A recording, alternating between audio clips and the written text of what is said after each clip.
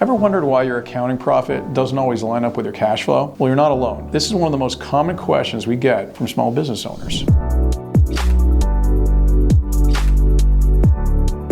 And here's the short answer. There are usually two pieces to this puzzle. First, your choice of accounting method can impact your accounting profit. And second, cash spending doesn't always hit your income statement right away. So let's break down each of these so you can fully understand what's happening with your numbers. First, you can choose to account under the cash or accrual method. And under the accrual accounting, transactions are recorded when they occur, not necessarily when cash changes hands. So you might collect payment from a client this month, but under the accrual method, that income was recorded last month when you completed the work. So this month your cash goes up, but your accounting profit doesn't change because the sale was already counted last month. These timing differences mean your profit doesn't reflect your actual cash position. The second piece, cash spending, doesn't always hit your income statement at the same time as the expense. When you spend cash on certain items, they don't immediately become expenses, and they sit on your balance sheet instead. So take inventory for example. If you purchase $5,000 worth of products to sell, that $5,000 doesn't show up as an expense right away. It sits on your balance sheet as an asset until you actually sell those products. Your cash decreased by $5,000, but your profit wasn't affected at all yet. Another common example is depreciation. So let's say you bought a $12,000 piece of equipment and paid for it in full. So your cash dropped by $12,000 immediately, but your profit wasn't affected by the full amount. Instead, you might record